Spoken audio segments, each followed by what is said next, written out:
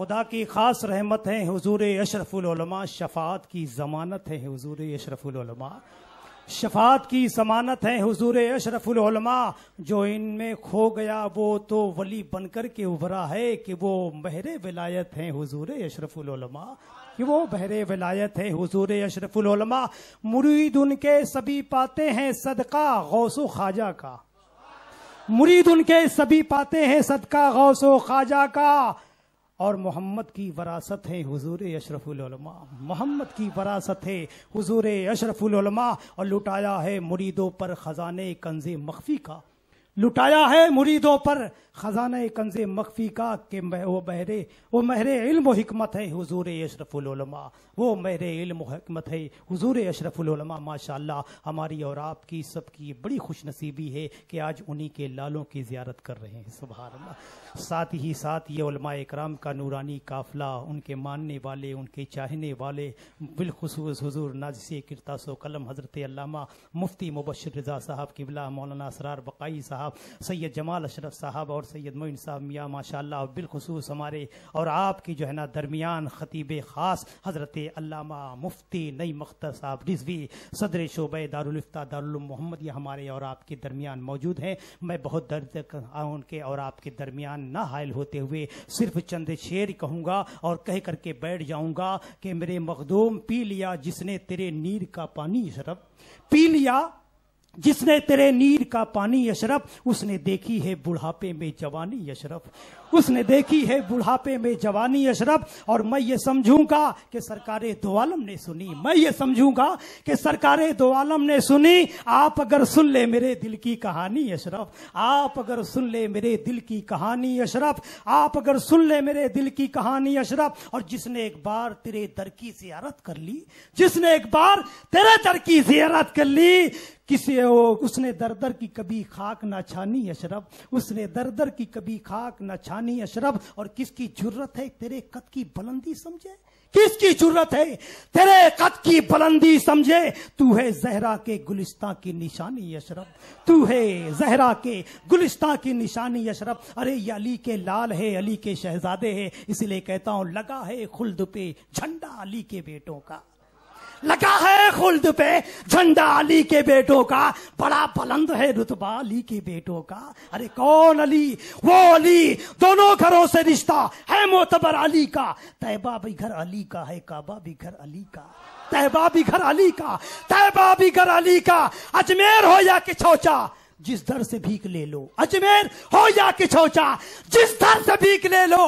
ارے یہ بھی ہے در علی کا، وہ بھی ہے در علی کا، یہ بھی ہے در علی کا، یہ بھی ہے وہ در علی کا، یہ بھی ہے در علی کا، وہ بھی ہے در علی کا۔ ابھی گرمائے نہیں، میں سمجھوں گا کہ اس وقت حضرت علامہ مفتی صاحب کی تقریر شروع کی جائے جب مجمع سے نعرہ لگے اس شعر پر کہ بخدا علی سا بندہ نہ ہوا ہے نہ ہوگا، کوئی پھر حرم میں پیدا نہ ہوا ہے اور نہ ہوگا، بخدا علی سا بندہ، بخدا علی سا بندہ نہ ہوا ہے اور نہ ہوگا، کوئی پھر حرم میں پیدا نہ ہوا ہے اور نہ ہوگا۔ ارے دولہا خدا کے گھر کا، دلہن نبی کے گھر کی، اور محبت سے دولہا خدا کے گھر کا، دلہن نبی کے گھر کی، دنیا میں ایسا رشتہ نہ ہوا ہے اور نہ ہوگا، دنیا میں ایسا رشتہ نہ ہوا ہے اور نہ ہوگا۔ نہ آتے مصطفیٰ تو دنیا کی ویرانی نہیں جاتی، کسی صورت سے کوئی صورت پہچانی نہیں جاتی۔ ارے ردائے فاطمہ زہرا نے آبرو رکھ لی، ورنہ ہمارے گھر سے قیامت تک اریانی نہیں جاتی، قیامت تک ہمارے گھر سے اریانی نہیں جاتی۔ آئیے اسی ماحول میں حضور حضرت علامہ مفتی نعیم اختر صاحب رضوی قبلہ دامت القدسیہ کا استقبال پرجوش نعروں کے ذریعے سے، کوئی ہاتھ نیچے نہ رہے، کوئی زبان خاموش نہ رہے۔ نعرے تکبیر، نعرے رسالہ، عرس غریب نواز، عرس حضور اشرف العلماء، خانقاہ حضور اشرف العلماء، اولاد علی، شہزادے غوث العالی۔ ایک نعرے حیدری، ایک نعرے حیدری، ایک نعرے حیدری۔ حضرت علامہ مفتی نعیم اختر صاحب قبلہ، نعرے تکبیر، नारे रिसाला। ऐसे खड़े हैं लोग तेरे दर के सामने जैसे खड़े हो प्यासे समंदर के सामने। ऐ वक्त तो अब तो होगा कांटों का मुकाबला, मैं खैर ला रहा हूं तेरे शर के सामने। बिस्मिल्लाहिर्रहमानिर्रहीम। अल्हम्दुलिल्लाहिल्लज़ी अब्दअ अल-अफ़लाक वल-अर्दीन वस्सलातु वस्सलामु अला मन काना नबिय्यन व आदम बैनल माइ वत्तीन व अला आलिहि व अस्हाबिहि अजमईन। अम्मा बाद फ़अऊज़ु बिल्लाहि मिनश शैतानिर रजीम। बिस्मिल्लाहिर्रहमानिर्रहीम। वब्तगू इलैहिल वसीला आमन्तु बिल्लाह सदक़ल्लाहुल अज़ीम व सदक़ रसूलुहुन नबियुल अमीनुल करीम व नहनु अला ज़ालिका लमिनश शाहिदीन व शाकिरीन फ़ल्हम्दुलिल्लाहि रब्बिल आलमीन। काबिल क़द्र मखदूम इब्न मखदूम हज़रत अल्लामा सैयदी शाह शहदादे हुज़ूर अशरफुल उलमा हज़रत अल्लामा मोहम्मद खालिद अशरफ साहब अशरफुल जिलानी मद्दज़िल्लुहुल आली, उनकी क़ियादत और आपकी सदारत में आज मोहब्बतों से भरपूर मजमे में और मजलिस में और यहाँ भिवंडी की आबादी में हाज़री का इस नाचीज़ को शरफ़ हासिल हो रहा है। रोड से लेकर के यहाँ तक गालिबन मेरा अगरचे पहला इत्तफ़ाक़ है, लेकिन अपना ज़हन यह कहता है 10 मिनट के रास्ते को आधे घंटे में यहाँ के आशिकीन और जानिसारों ने अपनी जिस वफ़ादारी और जिस अक़ीदत का मुज़ाहरा किया है बहुत कम देखने को मिलता है। मैं मुबारकबाद पेश करता हूँ आप सभी हज़रात को कि हक़ भी यही है, हकीकत भी यही है और होना भी यही चाहिए कि अपने शेख से अक़ीदत हो तो ऐसी तरह की हो, ऐसी ही होनी चाहिए। और जब ऐसी अक़ीदत शेख की बारगाह में जब हाजिर होती है ना, तो शेख का फैज़ान भी जारी होता है। इंशाअल्लाह अभी मुस्तक़बिल क़रीब में कुछ अर्ज़ मारूफ़ करने की सादत हासिल करूँगा। सबसे पहले तो मैं आप सभी हज़रात को मुबारकबाद पेश करता हूँ कि कब्रिस्तान के किनारे और कब्रिस्तान की आबादी से मुंसलिक अल्लाह के घर की तामीर और उस मस्जिद और खाने खुदा की तामीर के साथ साथ खानकाह का भी इंतज़ाम, ये बहुत कम मुश्किल से देखने को मिलता है, बहुत कम देखने को मिलता है। इसलिए कि देहात में और खेड़े गांव के अंदर ऐसा इंतज़ाम करना कोई मुश्किल नहीं, बहुत आसान है। लेकिन महाराष्ट्र में बॉम्बे और भिवंडी के अंदर इस तरह की जगह का मिल जाना, ये महज मैं अल्लाह का फजल समझता हूँ। और इस सिलसिले में यहाँ के लोगों ने अपनी जो ईमानी और अपने शेख से मोहब्बत और अक़ीदत का जो नजराना अमली तौर पर पेश किया है कि जो माथे की आँखों से देख करके लगता ही नहीं कि हम कब्रिस्तान के बगल बैठे हुए हैं, लगता है कि किसी महल में हम और आप बैठे हुए हैं। और ये इमारत अभी ज़ेर तामीर है और ऊपर भी काम चल रहा है और नीचे भी होना बाकी होगा।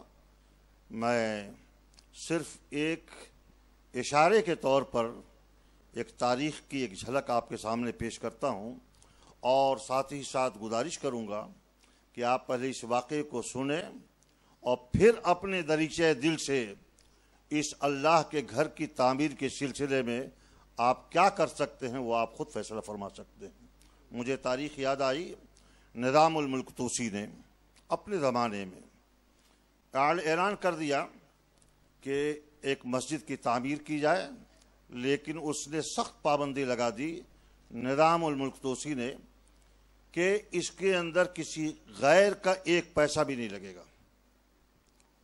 کام شروع ہوا، چلتا رہا کام، کسی کی ہمت نہیں ہو سکی کہ نظام الملک طوسی کی تعمیر شدہ مسجد کی تعمیر کے اندر 1 روپیہ بھی لگا سکے۔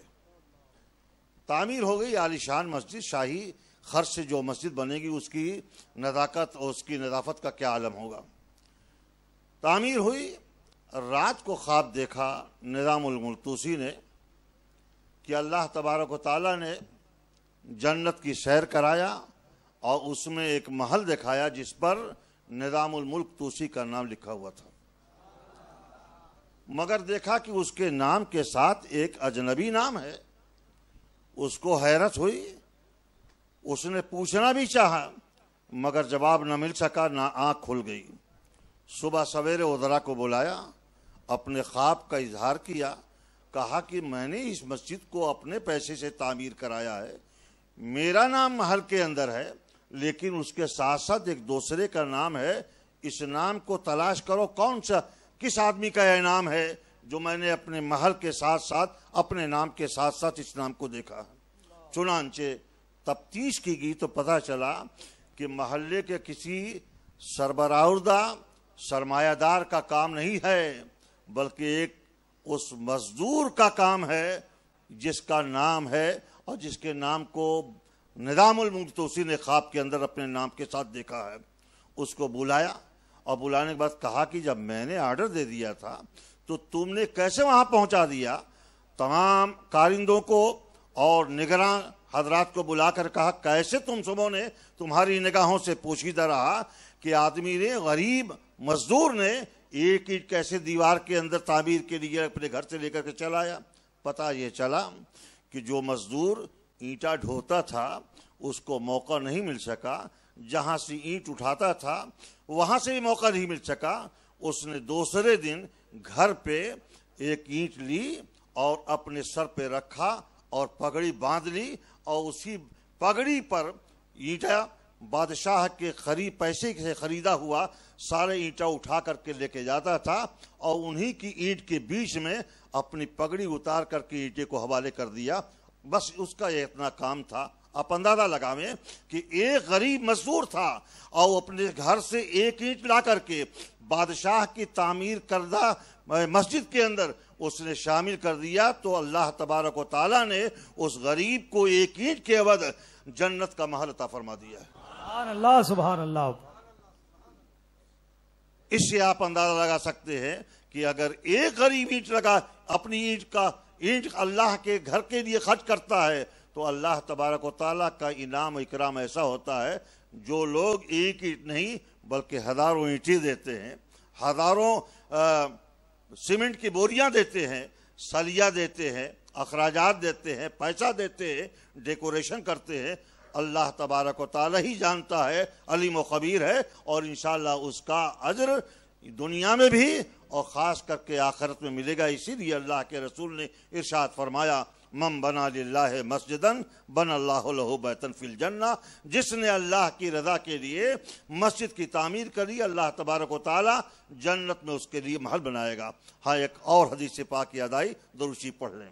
اللہم صلی علی سیدنا مولانا محمد معدن الجود والکرم وآلہ وبارک وسلم صلاۃ و سلام علیک یا رسول اللہ۔ رب کریم نے جبریل امین کو بلایا، ادھر آؤ، حاضر ہوئے، ارشاد فرمایا رب کریم نے جبریل جاؤ جنت میں نے ایک محل بنایا دیکھاؤ۔ گئے، جب پہنچے جنت کے اندر داخل ہوئے، اور جس محل کے دیکھنے کے لیے رب کریم نے حکم دے رکھا تھا وہاں جب پہنچے تو اتنے میں کیا دیکھتے ہیں کہ محل سے ایک تجلی ظاہر ہوئی، دیکھ کر کے فوراً حضرت جبریل امین رب کی بارگاہ میں سجدہ ریز ہو گئے، دیر تک سجدے میں پڑے رہے۔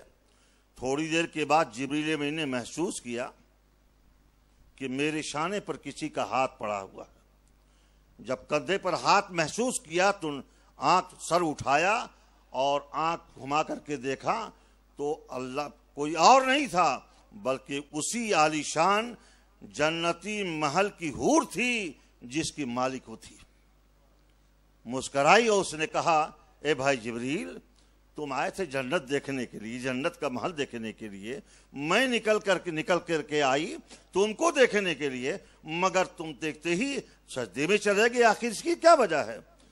جبریل امین نے ارشاد فرمایا مجھے تمہارا تصور نہیں آیا، بلکہ جب تجلی کا ظہور ہوا تو مجھے ایسا لگا کہ رب کریم کی تجلی ظاہر ہو گئی ہے، اس لیے میں رب کی بارگاہ میں سجدہ ہو گیا۔ اب توجہ فرمائے، سماعت فرمائے۔ جبریل امین سے خود اس حور نے پوچھا اے جبریل یہ بتاؤ جبریل بھائی کہ اللہ تعالیٰ نے اس محل کو اور مجھ جیسی حسین حور کو کس کے لیے بنایا ہے؟ ارشاد فرماتے ہیں کہ تو ہی بتا، مجھے علم نہیں اس کا۔ جبریل امین کے اس سوال پر جنت کی حور نے کہا اے بھائی جبریل، اللہ تعالیٰ نے یہ عالی شان محل اور مجھ جیسی حسین و جمیل حور کو اپنے اس بندے کے لیے پیدا فرمایا ہے جو دنیا میں اللہ کی رضا کے لیے نیک عمل کرے گا، اللہ کی رضا کے لیے، دنیا کو دکھانے کے لیے نہیں بلکہ خالص اللہ کی رضا کے لیے۔ اس لیے دعا ہے کہ رب کریم جن حضرات نے اس مسجد کی تعمیر کی ہے یا کر رہے ہیں اور تعاون کر رہے ہیں، اللہ تعالیٰ انہیں مزید تعاون کی توفیق عطا فرمائے اور ساتھ ہی ساتھ تعاون کے سلسلے میں ان کی نیت میں پاکیزگی کی توفیق عطا فرمائے۔ میں اس موقع پر چند باتیں اور بھی عرض کرنا چاہتا ہوں، مجھے نہیں معلوم ہے ابھی پروگرام کتنا چلے گا، لیکن میرے لیے وقت کم ہے، اس لیے میں اپنے مختصر سے لمحے میں چند باتیں وہ بھی جستہ جستہ بیان کرنا چاہتا ہوں، توجہ فرمائیں۔ اور یاد رکھیں یہ دنیا کے اندر شہرت، عزت، ترقی، معراج، بلندی، اللہ کا قرب جانتے ہیں دو راستے سے حاصل ہوگا، اور ان میں سب اگر دیکھا جائے تو صرف اس کی ایک منزل ہے، وہ ہے علم ہے۔ علم ہی سے انسان دنیا کو بھی حاصل کر سکتا ہے اور آخرت کو بھی۔ علم نہیں ہے تو پھر نہیں کچھ ہو سکتا ہے، علم چاہیے، مگر علم کے بارے میں پہلے علم کو سمجھنا چاہیے علم ہے کیا۔ علم کی تعریف کرنے والوں نے بہت سی تعریفیں کی ہیں۔ اہل علم سے پوچھا گیا کہ ذرا بتاؤ، یہاں شاعر اسلام قلندر صاحب بھی ہیں اور خطیب و امام علماء کرام بھی ہیں، اور بھیمنڈی کے مشہور زمانہ مفتی صاحب تشریف فرما ہیں، آپ مفتی صاحب سے پوچھئے کہ حضور علم کی تعریف کیا ہے؟ فوراً وہ جواب دیں گے مفتی صاحب علم کہتے ہیں العلم نور، علم روشنی ہے، علم نام ہے روشنی کا۔ مگر مفتی صاحب سے پوچھئے تو انہوں نے جواب دے دیا، وہ جواب دیں گے، مگر کسی شیخ طریقت سے اگر آپ کا واسطہ پڑ جائے اور کسی اہل دل سے آپ کا رابطہ پڑ جائے اور ان کی بارگاہ میں شیخ طریقت کی بارگاہ میں سوال کرے کہ حضور اعلیٰ، حضور والا آپ ذرا یہ بتائیے، مفتی صاحب ظاہری علماء تو فرماتے ہیں علم نام ہے نور کا، علم کی تعریف کرتے ہیں، مگر طریقت کی راہ میں علم کی تعریف اس کے علاوہ اور کوئی بھی ہے؟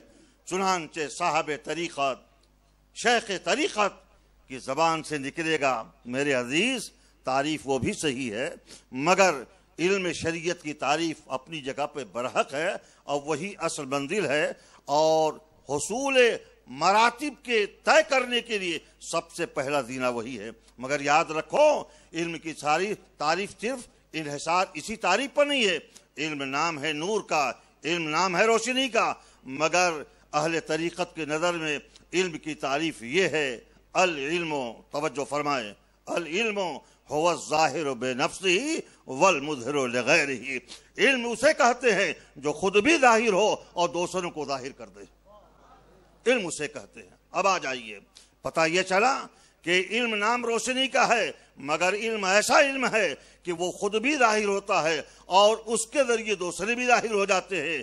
یہی وہ دو راہ ہیں جو دو پہلو ہیں۔ اللہ اکبر، اس پہلو کو ہمیں اور آپ کو سمجھنا ہوگا، اور خاص طور پہ ہماری جماعت کے اہل علم کو سمجھنا ہوگا، اور اس راہ میں چلنے والے اور حصول علم کے متلاشی طلبہ کو بھی سمجھنا ہوگا۔ خاص طور پر اگر علماء نے سمجھ لیا، اگر طلبہ نے سمجھ لیا، تو بھیمنڈی کا کوئی بھی عام آدمی بچ نہیں سکتا ہے۔ سب کے گھر تک اس علم کی روشنی پہنچ سکتی ہے، سب کے گھر اس کی روشنی پہنچ سکتی ہے۔ آئیے میں عرض کرنا چاہتا ہوں، لوگ سمجھتے ہیں شیخ طریقت کی راہ اور ہے، شریعت کی راہ اور ہے، اور اسی لیے لوگوں نے، نادانوں نے، ناسمجھوں نے ان کے دو پارٹ کر دیے ہیں، شریعت اور ہے، طریقت اور ہے۔ چنانچہ بعد طریقت کے ڈنکا اور ڈھول پیٹنے والے جو بمبئی شہر کے اندر اور ناریولی قبرستان میں ہیں، اللہ اکبر، آپ سنیں گے تو آپ دنگ رہ جائیں گے، حیرت ہوگی۔ وہ پیر صاحب بنے ہوئے ہیں، مزار پہ ہیں، ان سے اگر دعا کے لیے آپ جو ہے ریکویسٹ کر دو تو اتنی لمبی وہ دعا کریں گے کہ حضرت آدم سے لے کر کے اپنے پیر تک پورا سلسلہ نسب بیان کر ڈالیں گے، اور ان کو ہچکی بھی نہیں آئے گی، اور سانس بھی کب لیتے ہیں پتہ نہیں چلے گا۔ مگر حال کیا ہے، وہ ایسے مرید ہیں اپنے پیر کے کہ نماز بھی نہیں پڑھتے اور داڑھی بھی نہیں۔ پوچھا گیا کہ صاحب ایسا کیوں کرتے ہو؟ کہا جب ہمارا پیر نماز نہیں پڑھتا تو ہم کیسے پڑھیں گے؟ پتہ یہ چلا کہ آج دنیا میں جہالت کی بنیاد پر گمراہ کرنے کے لیے پیروں کا ایک طبقہ ایسا بھی چل پڑا ہے۔ اس لیے میں آپ سے کہتا ہوں، خدا کا واسطہ دیتا ہوں، رسول کا واسطہ دیتا ہوں، علماء کو چاہیے کہ علماء اٹھیں اور جو اس راہ میں جو اچھے پیر طریقت ہیں قوم کے سامنے لا کر کے کھڑا کر دیں، تاکہ یہ عوام گمراہیوں سے بچ سکے اور ہدایت کے راستے پر آ سکے، ہدایت کے راستے پر آئے۔ آئیے میں آپ سے عرض کرنا چاہتا ہوں، عرض یہ کر رہا تھا، علم حاصل کرو۔ علم حاصل کہاں ہوگا؟ علم کے لیے دو جگہ ہے، علم کے لیے دو جگہ ہے۔ علم دو جگہ سے حاصل ہوگا، یا تو درسگاہ سے حاصل ہوگا یا خانقاہ سے حاصل ہوگا۔ علم کا مرکز دو ہے، ایک ہے درسگاہ، ایک ہے خانقاہ، مگر دونوں کے مزاج میں زمین آسمان کا فرق ہے۔ درسگاہ کا مزاج یہ ہے کہ استاد کے سامنے بچہ اگر بیٹھتا ہے تو اس کو قیل و قال کرنا پڑے گا، اینوا کرنا پڑے گا، چنا کرنا پڑے گا۔ یہ کیسے ہے؟ بسم اللہ حضور والا، استاد محترم ذرا یہ بتائیے، بسم اللہ الرحمن الرحیم آپ نے کہا ہے، بسم اللہ کیوں نہیں کہتے اور رحمان الرحیم کیوں نہیں کہتے؟ یہ زبر کیوں آ رہا ہے، زیر کیوں آ رہا ہے، پیش کیوں آ رہا ہے، تنوین کیوں آ رہی ہے؟ یہاں پر ایسا کیوں ہو رہا ہے؟ جب تک کہ بچہ درسگاہ کے اندر اپنے استاد کے سامنے آستین اٹھا کر کے جب تک اعتراض نہیں کرے گا، اس وقت تک وہ اپنے فرم کے اندر کمال حاصل نہیں کر سکتا۔ عرض یہ کرنا چاہتا ہوں، درسگاہ کا مزاج اور ہے، خانقاہ کا مزاج اور ہے۔ درسگاہ کا مزاج یہ ہے، وہاں قیل و قال کرنا پڑے گا، مگر جو مزاج درسگاہ کا ہے اس کے برخلاف مزاج خانقاہ کا ہے۔ خانقاہ کا مزاج کیا ہے؟ خانقاہ کا مزاج یہ ہے کہ وہاں اگر پیر مرشد نے کہہ دیا کہ ہر نماز پنجگانے کے بعد 33 مرتبہ سبحان اللہ، 33 مرتبہ الحمدللہ، 34 مرتبہ اللہ اکبر پڑھنا ہے، اب اگر مرید نے کہہ دیا کہ حضور والا ہم 33 کے بجائے 34 مرتبہ پڑھیں، 34 والے کو 33 مرتبہ پڑھے، اگر اتنا استاد مرید نے کہہ دیا فوراً ڈانٹ کر کے باہر بھیج دیں گے، ارے نادان، اگر تم کو قیل و قال کرنا ہے تو یہ درسگاہ نہیں خانقاہ ہے۔ خانقاہ کا مزاج اور ہے، درسگاہ کا مزاج اور ہے۔ اللہ اکبر، اللہ اکبر۔ ایسی صورت میں پتہ یہ چلا کہ یہاں پر خانقاہ کا مزاج خاموشی ہے، پیر نے جو کہہ دیا امنا صدقنا کہنا ہوگا، اور درسگاہ کا مزاج یہ ہے کہ وہاں پر خاموشی نہیں بلکہ قیل و قال کے ذریعے اپنے علم کا اضافہ کرنا ہوتا ہے۔ میں عرض کرنا چاہتا ہوں، آئیے ایک جھلک آپ کے سامنے پیش کرتا ہوں۔ آج تو لکھنؤ کی سرزمین علمی اعتبار سے گمنامیوں کے گوشے میں جا چکا ہے لکھنؤ، مگر ایک زمانہ ایسا تھا کہ پورے ہندوستان کے اندر ٹاپ پوزیشن پہ، اگر ہندوستان کا یو پی کا سب سے بڑا شہر مرکزی حیثیت سے تھا تو وہ تھا لکھنؤ فرنگی محل کا محلہ تھا۔ فرنگی محل کے اندر، لکھنؤ کے فرنگی محلے کے اندر وہاں علم ظاہر کی نہر بہتی تھی اور علم باطن کے دریا جاری ہوتے تھے. وہاں پر ایک سے ایک علماء ظاہر تھے اور ایک سے ایک صوفی طریقت تھے. چنانچہ ایک تاریخ یہ ہے کہ لکھنؤ کی سرزمین کے فرنگی محلے میں وہاں کی جامع مسجد کے ایک پیر و مرشد برحق تھے اور وہی اس کے متولی تھے. اللہ اکبر. ایک دن آئے اور آنے کے بعد لوگوں نے ان سے کہا کہ حضور والا یہاں کے امام صاحب چلے گئے ہیں, کسی دوسرے امام کا انتخاب کر دیجئے, دوسرے کا انتخاب کر دیجئے. ایسے موقع پر حضور نے فرمایا کہ ٹھیک ہے. انہوں نے ایک مولانا صاحب سے کہا کہ کل جمعے کی نماز پڑھانے کے لیے آ جائے گا. سوئے اتفاق کہ مولانا صاحب نے, عالم دین نے وعدہ کرنے کے بعد بھی وہ پہنچ نہ سکے. مجبوری کیا تھی اللہ اس کے رسول بہتر جانتے ہیں. ایسے صورت میں ایسے موقع پر مورخ کا بیان یہ ہے کہ مجمع ہو گیا, جمعہ کا وقت آ گیا, اذان جمعہ, پہلی اذان جمعہ ہو چکی, پوری مسجد فرنگی محل کی جامع مسجد مجمع سے کچاکچ بھر گئی اور اس کے بعد لوگ سنت پڑھ کر کے بیٹھ گئے. اذان اولا ہو گئی اور خطبے کا وقت آ گیا. اب ایسی صورت میں سب کی نگاہ پیر و مرشد برحق پر تھی. وہاں علم شریعت کے تاج بادشاہ بھی تھے اور علم طریقت کے تاجدار بھی بیٹھے ہوئے تھے, مگر کسی میں ہمت نہیں ہوئی کہ کچھ لب کشائی کر سکے. انتظار کرتے رہے, دیکھتے رہے, سب کی نگاہ پیر صاحب پر تھی. چنانچہ تھوڑی دیر کے بعد پیر صاحب نے محسوس کیا کہ جن سے میں نے کہا تھا اور جنہوں نے مجھ سے وعدہ کیا تھا وہ کسی مجبوری کے تحت نہیں آگے, کوئی بات نہیں. چنانچہ ان کا ایک خادم تھا, پڑھا لکھا نہیں تھا, نوعمر تھا, ایک کتاب نہیں پڑھی تھی اس نے, درسگاہ میں گیا نہیں تھا, مدرسے کے اندر حاضر نہیں ہوا تھا, کسی بھی استاد کے سامنے زانوی ادب طے نہیں کیا تھا, کتاب کا ایک ورق نہیں پڑھا تھا. بس پیر صاحب کی خانقاہ میں اور ان کی خدمت میں حاضر رہتا تھا, رات دن چلم بھرنا اور پیر صاحب کے حوالے کر دینا, یہی اس کا مشن تھا. مگر اس دن ایسا ہوا کہ جب پیر صاحب پر سب کی نگاہ پڑی تو ایسے موقع پر پیر صاحب نے اپنی نگاہ کو اٹھایا. ارشاد فرماتے ہیں, اے مرید دیکھتا کیا ہے, چل منبر پہ کھڑا ہو جا. پہلے تو جھٹکا کھایا, مگر چونکہ پیر صاحب کا پکا مرید تھا اس نے یہ نہیں سوچا کہ مجھ کو دارالرسم پہ چڑھا دے رہے ہیں. کاش کے دل میں خیال آیا, کاش کے دل میں پہلے سے ایک خطبہ مجھ کو پڑھا دیا ہوتا, سکھا دیا ہوتا. مگر متوالا تھا, دیوانہ تھا, پیر کے کہنے پر جان دے سکتا ہوں, منبر پہ جانا کون سی بڑی بات ہے. چنانچہ چیلم بھرنے والا خادم تھا, چلا گیا, کھڑا ہو گیا منبر پہ اور اس کے بعد بانگی صاحب سے کہا پیر و مرشد برحق نے, دیکھتا کیا ہے اذان کا. چنانچہ مؤذن نے اذان کہہ دی اور اس کے بعد بیٹھا ہوا ہے خادم جو چلم بھرنے والا تھا, کتاب کا ایک ورق نہیں پڑھا تھا. ایسی صورت میں جب انہوں نے نگاہ ڈالی تو اس نے بھی نگاہ ڈالی اپنے پیر و مرشد کی آنکھوں میں. اتنے میں فوراً کھڑا ہو گیا اور کھڑے ہونے کے بعد جب کھڑا ہو گیا تو علماء ظاہر سوچنے لگے دل میں, اللہ اکبر, اللہ اکبر, یہ چلم بھرنے والا کیا بولے گا, کیا پڑھے گا, کیا خطبہ دے گا. مگر جس وقت خطبہ شروع کیا ہے تو خدا شاہد ہے, مورخ بیان کرتا ہے کہ اس وقت کے حافظ تھے, قاری, حدیث تھے, شیخ الحدیث تھے, منطق کے امام تھے, فقہ کے امام تھے, مگر سب اشعار کر اٹھے. ایسا خطبہ تو زندگی میں کبھی سننے کو نہیں ملا, ایسا خطبہ کبھی زندگی میں سننے کو نہیں ملا ہے.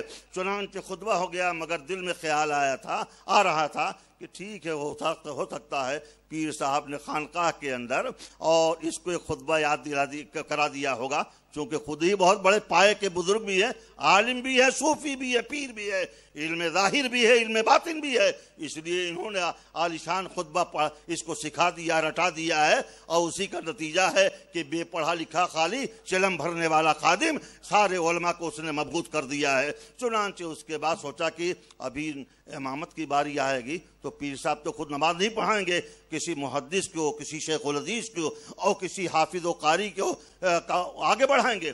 مگر جب کہ خطبے سے اترا اور اس کے بعد تکبیر ہو گئی تو ارشاد فرماتے ہیں پیر صاحب, خادم دیکھتا ہے کیا, چل ممبر پہ کھڑا ہو جا, ممبر پہ چل مصلی پہ کھڑا ہو جا. چنانچہ وہاں کھڑا ہو گیا, مرتا کیا نہ کرتا, پیر کے کہنے پر تو اپنے مرید ہوا ہے، اب پیر کے کہنے کے خلاف کیسے عمل کر سکتا ہے؟ یہ مرید کے لیے لازم ہے کہ پیر جو کہے اس پر عمل کرنا چاہیے، اس کے خلاف نہ ہرگز عمل نہ کرے، بوقتے کے بشرطے کے وہ خلاف شرع حکم اس کا نہ ہو۔ اللہ تبارک و تعالی ہمیں اور آپ سب کو اسی کی توفیق عطا فرمائے اور اسی پر زندگی بھر عمل پیرا رہنے کی توفیق عطا فرمائے۔ تو عرض یہ کر رہا تھا کہ کھڑا ہوا مصلی پر، اس کے بعد نماز پڑھائی۔ اب دل میں جانتے ہیں کہ علماء جو ہیں ہندوستان کے اور خاص طور پہ بامبے کے، مہاراشٹر کے جیسے وکیل ہوتے ہیں، اسی علماء کی جماعت کا مزاج ہوتا ہے، دونوں میں یکسانیت ہے۔ مولوی جانتے ہیں مولوی کسی کو کہتے ہیں؟ مولوی یہاں کے ہرگز چپ نہ شود، دل میں کچھ نہ کچھ اینو قیل و قال، چنینو چرا، ایسا ویسا کرنا شروع ہوتا ہے۔ ایسے ہی لوگوں کے دل میں خیال آیا کہ یار پیر صاحب کو اگر اس لکھنؤ کے فرنگی محل محلی کی جامع مسجد کے لیے اگر کسی کا انتخاب ہی کرنا تھا تو اس چلم بھرنے والے نومر لڑکے کو کیوں بڑھا دیا؟ اس کے لیے تو کسی اچھے قاضی معمر اور پیرانہ سالی والا کوئی بزرگ ہونا چاہیے۔ مگر نماز پڑھایا، نماز پڑھنے کے بعد سنت پڑھنے کے جب کھڑے ہوئے تو پیر صاحب نے فرمایا کہ لوگوں سنت پڑھنے کے بعد تھوڑی دیر کے لیے رک جانا، دو بات میری سن لینا، اس کے بعد آپ تشریف لے جانا۔ سب لوگ بیٹھ گئے، علماء انتظار میں تھے اور اس کے بعد علماء نے کہا، علماء انتظار میں تھے اور اس کے بعد کھڑے ہوئے پیر صاحب سب جب پڑھ کر کے فارغ ہو گئے سنت اور نفل سے، پیر صاحب کھڑے ہوئے ارشاد فرماتے ہیں، پیر صاحب بھائی دیکھو ایسا ہے، ہماری زندگی کا کوئی بھروسہ نہیں ہے، اب میں اس عمر کی اس منزل پہ پہنچ چکا ہوں، کب دنیا سے رخصت ہو جاؤں، آنکھ بند ہو جائے، کچھ کہا نہیں جا سکتا ہے، لیکن میں چاہتا ہوں کہ اپنی آنکھ بند کرنے سے پہلے یہ مسجد کی امامت اور امامت کے سلسلے میں اس کا فیصلہ زندگی میں کر کے دنیا سے رخصت ہوں۔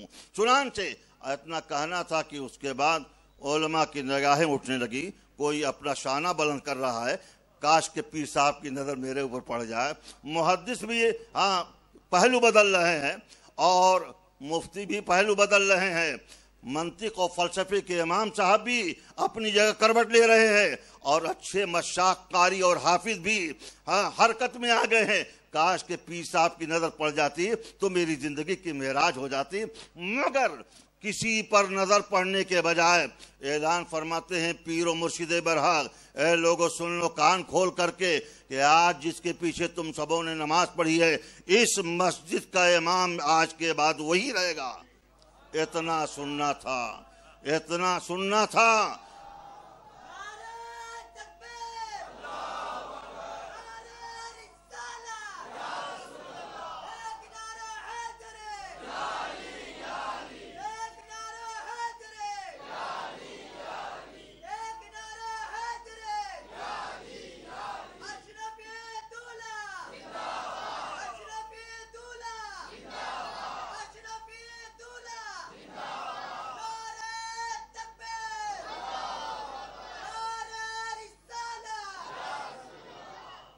پیر صاحب نے فرمایا کہ آج جس کے پیچھے آپ حضرات نے نماز جمعہ ادا کی ہے آج کے بعد سے اس مسجد کا وہی امام رہے گا۔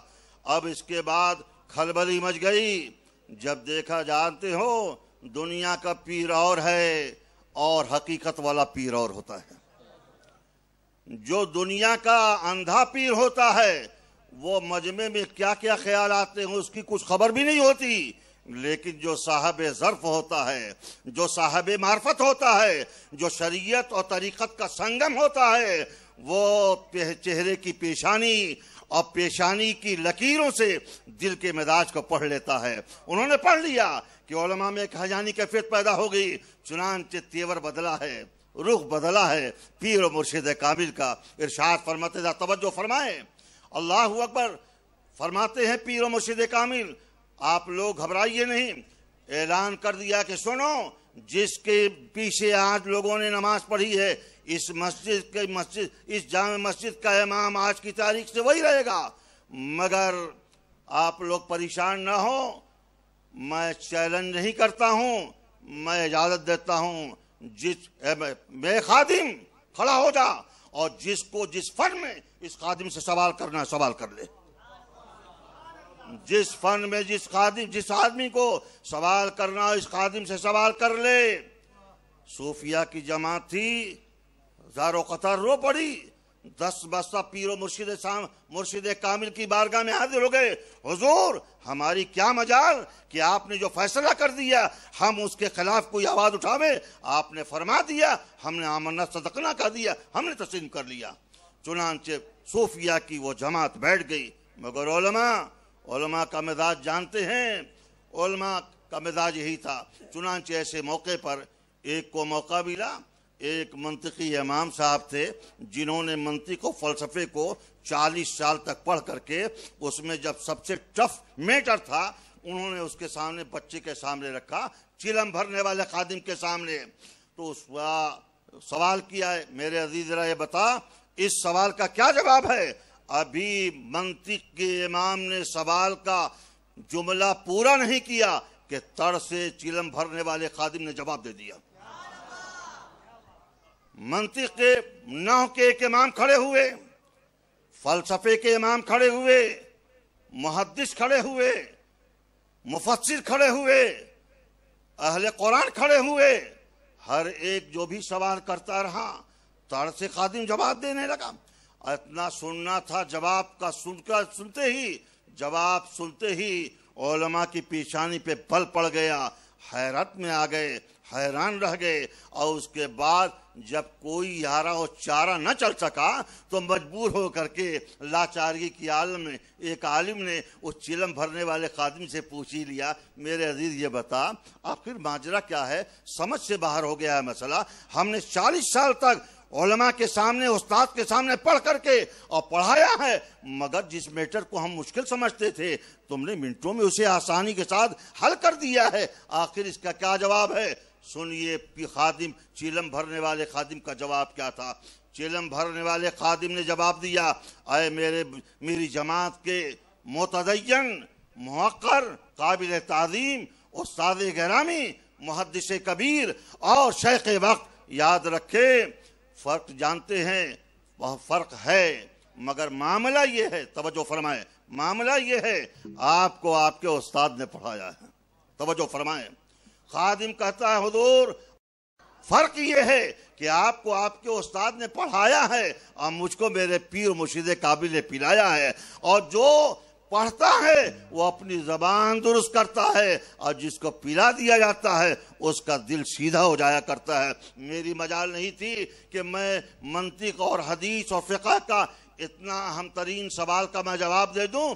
یاد رکھیے آپ نے جب سوال کیا تھا منطق کا تو میں حیرت زدہ ہو گیا، میں نے پیر صاحب کی آنکھ میں جب آنکھ ڈالا اور پیر صاحب نے میری آنکھ میں آنکھ ڈالا تو میں نے کیا کیا، میں نے دیکھا کہ میرے پیر کے ساتھ، میری آنکھوں کے سامنے میرے پیر نہیں ہیں بلکہ امام راضی حاضر ہو گئے اور فرماتے ہیں خادم گھبرانا، اس سوال کا یہ جواب ہے۔ فقہ کا سوال تم نے کیا تھا، امام اعظم کو اپنی نگاہوں سے دیکھا اور انہوں نے فرمایا میرے عزیز گھبرانا، اور فقہ کے سوال کا یہ جواب ہے۔ تفسیر کا سوال کیا ہے، مجھ کو امام راضی نے جواب دے دیا ہے۔ پتہ یہ چلا کہ جو صحیح طور پر شرح طریقت ہوتا ہے وہ علم کا اور تصوف کا سنگم ہو جاتا ہے۔ اب آ جائیے، یہی وہ در ہے، یہی وہ درگاہ ہے، یہی وہ بارگاہ ہے کہ جہاں پر ہم نے دیکھا ہے کہ وہاں ولایت بھی نظر آتی ہے، شریعت بھی نظر آتی ہے۔ کچھوچا کی سرزمین جہاں محدث اعظم حضرت علامہ مدنی میاں، حضرت علامہ ہاشمی میاں، حضور اشرف العلماء، حضور سید مصطفیٰ اشرف صاحب، ایسے جید سادات کرام موجود ہیں، اس گھر میں کیا کمی ہو سکتی ہے؟ یہ خوش نصیبی آپ کی ہے کہ آپ کو ایسا پیر مل گیا ہے کہ جہاں پر انسانوں کی بیماری ہی دور نہیں ہوتی ہے، خالی علم ہی نہیں پڑھایا جاتا ہے، جناتوں کو بھی بھگایا جاتا ہے، شیاطین کو جلایا جاتا ہے، اجنہ کو جلایا جاتا ہے، اور یہ تو دنیا کا معاملہ ہے۔ اور انہوں نے جب کمر کس لی ہے تو یاد رکھو ان کا ارادہ اور ان کی بیعت غوث پاک کے واسطے سے اللہ کے رسول کی بارگاہ تک پہنچتی ہے، اور اسی لیے فرمایا گیا ہے بیعت رضوان کے موقع پر اگرچہ صحابہ کرام ایمان لا چکے تھے مگر باوجود اس کے اللہ کے رسول نے ایک جھاڑ کے نیچے اپنے جانثار صحابہ سے دوبارہ بیعت لیا ہے، جسے بیعت رضوان کے نام سے جانا اور پہچانا جاتا ہے۔ اس لیے یاد رکھیں، ایسا پیر انتخاب کیجئے جو آپ کی دنیا میں بھی کام آئے اور جو آخرت میں بھی کام آ سکے۔ اور اس میں کوئی شک نہیں ہے کہ حضور اشرف العلماء کے خانوادے اور ان کے شہزادے اللہ تعالیٰ ان کی قبر انور پر رحمت و انوار کی بارشیں نازل فرمائیں۔ نبی کریم صلی اللہ تعالیٰ علیہ وسلم نے ارشاد فرمایا ہے، بخاری شریف ہے، آقا کائنات ارشاد فرماتے ہیں، اذا مات الانسان انقطع عنہ عملہ الا من صلاۃ صدقۃ جاریہ او ولد صالح یدعو لہ او علم ینتفع بہ۔ انسان جب دنیا سے رخصت ہو جاتا ہے تو اس کا عمل کمپلیٹ ختم ہو جاتا ہے، مگر باوجود اس کے 3 عمل اس کا باقی رہتا ہے، دفتر اس کا کھلا رہتا ہے۔ اگر مرنے سے پہلے علم دین حاصل کیا ہے اور دوسروں تک پہنچایا ہے تو اس کا دفتر بند نہیں بلکہ کھلا ہوا ہے۔ نمبر 2، اور علم ینتفع بہ، علم دین حاصل کیا دوسروں کو پہنچایا، یا ولد صالح، یا اس نے نیک اولاد چھوڑی ہے اور نیک اولاد اپنے ماں باپ کے لیے دعائیں مغفرت کرتی ہے، تو ایسی اولاد، ایسے ماں باپ کے انتقال کے بعد بھی ان کا دفتر نامہ بند نہیں بلکہ کھلا ہے۔ اور تیسرا کیا ہے؟ صدقۃ جاریہ، مرنے سے پہلے اگر اس نے اللہ کے نام سے کوئی صدقہ جاریہ، مسجد بنوا دی ہے، راستہ بنوا دیا ہے، محفل خانہ بنوا دیا ہے اور دنیا سے چلا گیا ہے اور بعد میں آنے والی قوم اس سے فائدہ اٹھا رہی ہے، تو مرنے والے کا دفتر کھلا ہوا ہے۔ الحمدللہ رب العالمین۔ اس حدیث پاک کو ذہن میں رکھیے اور حضور اشرف العلماء کی ذات سامنے رکھیے، تو یہ تینوں پہلو حدیث پاک کی روشنی میں ہم کو کھلا ہوا وہ منظر نظر آتا ہے۔ ایسے نیک اولاد ہے، ایسے نیک فرزند ہے کہ اپنے باپ کے جھنڈے کو جھکنے نہیں دیا بلکہ بلند سے بلند کرتے ہوئے چلے جا رہے ہیں، بلند سے بلند کرتے ہوئے چلے جا رہے ہیں۔ حضور اشرف العلماء نے اپنی حیات ظاہری میں اپنے ہی پیسے سے، مجھے یاد ہے جب زکریا مسجد سے اور پرانے عمارت میں جو کمرے میں رہتے تھے، یا ان کی تنخواہ سے 1 لاکھ روپیہ جو ملا تھا، اللہ اکبر فرمایا، میں کچھوچا کے اندر اپنی خانقاہ کے قریب مسجد کے لیے پیسہ لگانے والی، مجھ سے خود فرمایا تھا حضرت نے۔ یاد رکھیں، ذرا سوچیں، دنیا سے آنکھ بند کرنے سے پہلے حضور اشرف العلماء نے مسجد کی تعمیر کے لیے 1 لاکھ کی رقم مختص کر دی ہے کہ میں مسجد کا پیسہ مسجد سے تنخواہ کے نام پر ملا ہے مگر اللہ کے گھر بھی سے لگانا ہے۔ پتہ یہ چلا صدقہ جاریہ ان کا 200 صدقہ جاریہ یہ ہے، اور تیسرا یہ ہے کہ انہوں نے ہزاروں کی تعداد میں اپنی شاگردوں کی جماعت چھوڑ رکھی ہے۔ یہ سب چیزیں ایسی ہیں کہ ہمارے اور آپ کے لیے درس عبرت ہے۔ اللہ تبارک و تعالی ہمیں اور آپ سب کو حضور اشرف العلماء کے نقوش قدم پر چلنے کی توفیق عطا فرمائے۔ وما علینا الا البلاغ۔ السلام علیکم۔